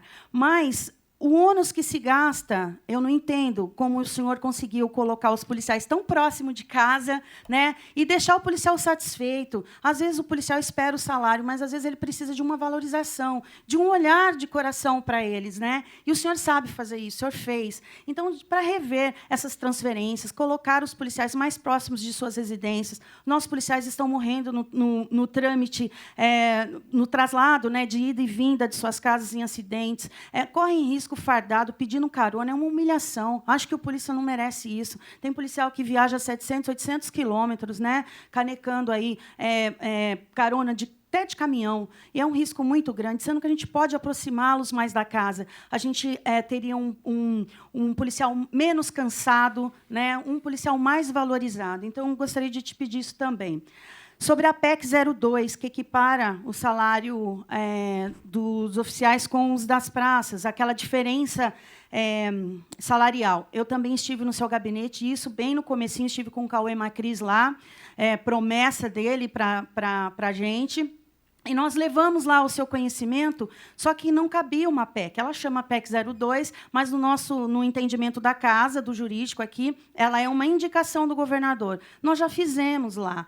E está parado. Eu queria que o senhor desse uma olhadinha nisso, um feedback, porque os policiais da CEPM, que são os policiais que se uniram para poder tocar isso para frente, veem como uma valorização, que não oneraria tanto o Estado agora, porque isso seria parcelado, a começar daqui a um tempo, né? Então, é uma PEC bastante interessante, já que a gente não tem, o Estado não teve condições de dar o aumento salarial. Outra coisa seria, eu acho que é só o ajuste. O RD. Não, sobre uma emenda em específico. A gente realmente tem esse problema de não poder enviar emendas. Por exemplo, eu tenho um batalhão em Taipas, uma companhia em Taipas, que eu adoraria ajudar, e eu não consigo, porque eu não posso falar, vai direto para eles, né? Mas tem uma emenda que eu fiz para a Polícia Civil, que é uma aquisição, eu destinei R$600 mil, está parado lá, para a aquisição de um robô. Esse robô, ele vai conseguir, se a gente conseguir essa emenda, vai permitir que ele consiga fazer mais de 20 mil laudos mês pela capacidade do robô. E ele consegue, através desse robô, lançar no sistema nacional o DNA de todos os criminosos. Então, ele pode estar em qualquer lugar do Brasil que ele vai ser identificado.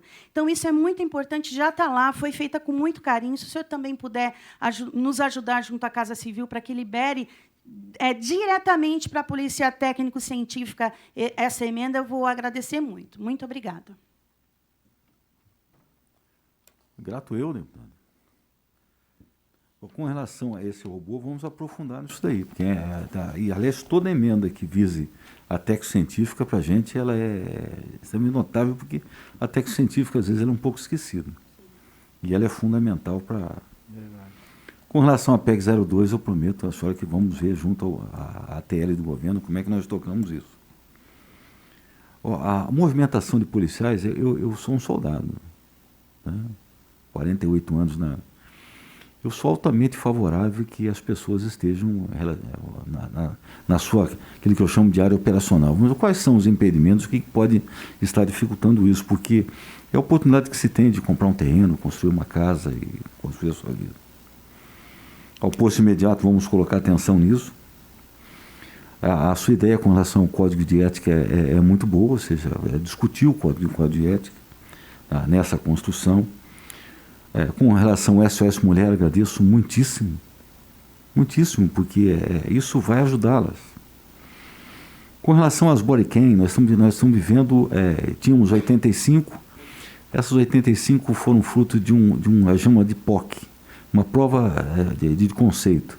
Essa prova de conceito aconteceu na região sul da cidade por um tempo considerável, sob a coordenação do Coronel Cabanas. Agora nós estamos com as 585. Nós vivemos agora aqui uma experimentação doutrinária, e todos esses temas têm que ser discutidos e aparecidos, para que a gente possa, às vezes o policial às vezes está na dúvida do entendimento daquilo. Bom, vamos colocar o olho também. A bonificação, o interesse é nosso em pagar, não há nenhuma restrição, e também estamos, como a senhora bem sabe, atentos àquilo que sempre falamos, atentos e preocupados, porque o nosso policial ele precisa ter um reajuste de acordo com o seu trabalho. Ele merece, ele tem um salário que merece uma atenção. Último inscrito, o deputado Maurici. Senhor presidente, bom dia. E ao cumprimentá-lo, quero cumprimentar os demais deputados e deputadas dessa comissão.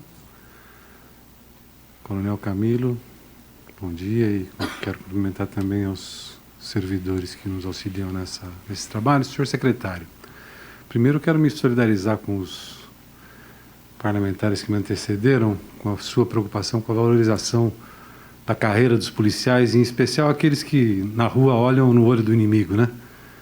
Porque eu tenho a opinião de que a tranquilidade com que esses policiais trabalhem, tranquilidade do ponto de vista de estarem bem aparelhados, bem formados e bem remunerados, que pode garantir essa sensação de segurança à sociedade a que o senhor se referiu, muito mais do que qualquer outro discurso.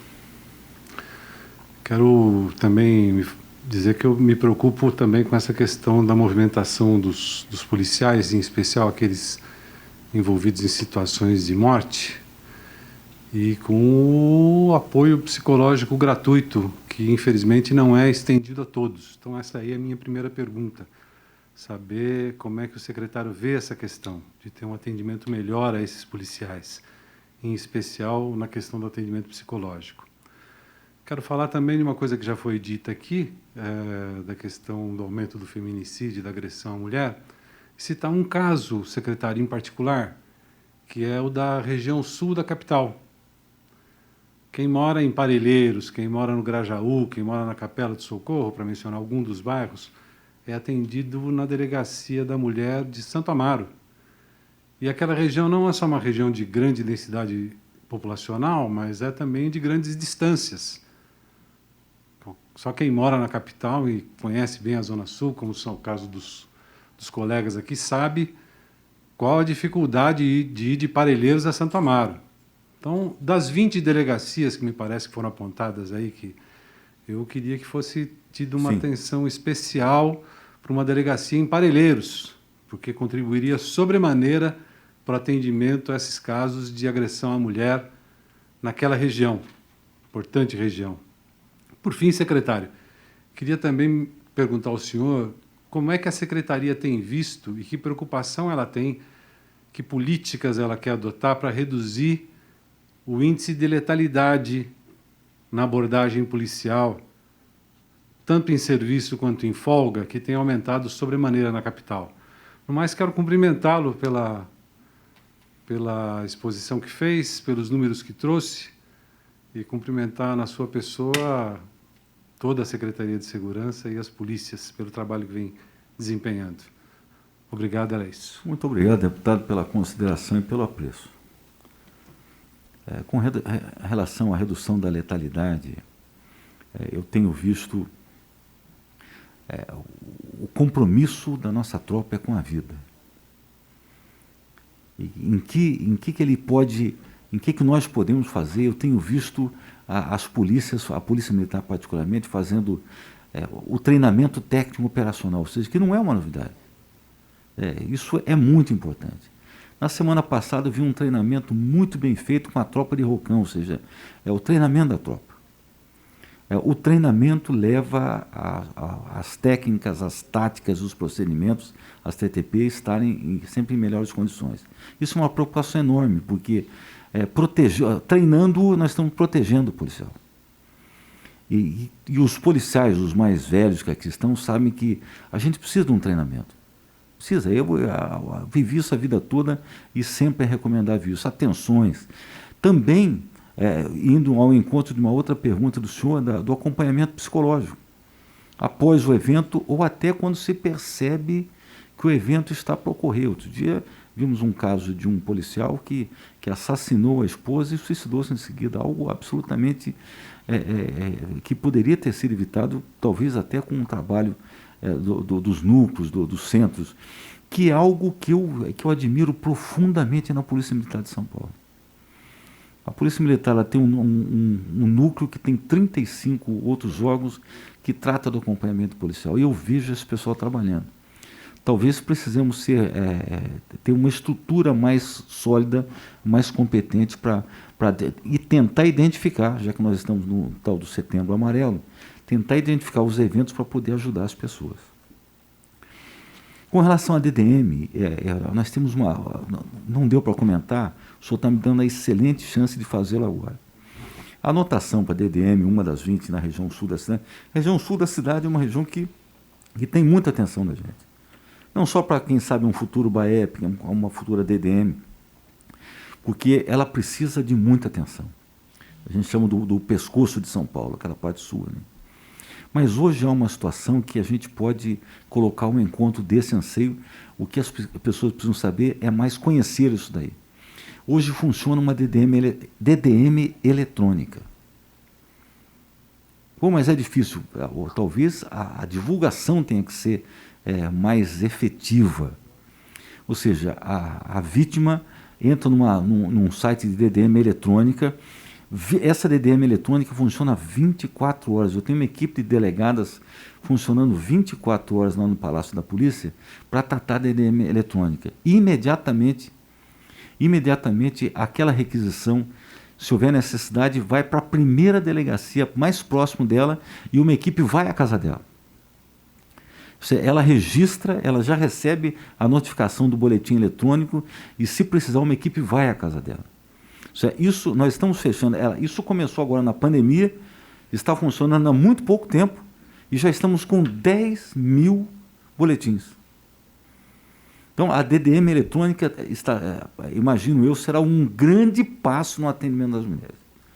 Se nós conseguirmos cada vez mais estimulá-las a isso, informá-las disso, que ela pode fazer isso num celular, num iPhone, ou alguma coisa que possa enviar essa mensagem, que possa fazer esse boletim, evita até a necessidade dela ir fisicamente a uma delegacia. Mas tudo isso está anotado e estamos sempre considerando essas preocupações que o senhor tem com relação à valorização dos policiais e à movimentação deles. Muito grato. Muito grato. Quero aqui, primeiramente, agradecer a presença dos senhores deputadas e deputados que aqui estiveram até o fim desta reunião, participando. Quero agradecer aqui também a assessoria policial militar e policial civil aqui presente, nossos assessores e deputados, a minha assessoria, a TV Alesp. Agradeço a presença do ilustre secretário-general João Camilo Pires de Campos, também o nosso secretário executivo da Polícia Militar, sempre deputado Coronel Camilo. E nada mais havendo, está encerrada essa reunião. Muito obrigado. Muito bom. Parabéns, Olim. Você acompanhou o Giro das Comissões. Se você perdeu parte do programa e quer rever o que aconteceu no Parlamento Paulista, basta acessar o nosso canal no YouTube ou as nossas redes sociais. Até o nosso próximo programa aqui na Rede Alesp.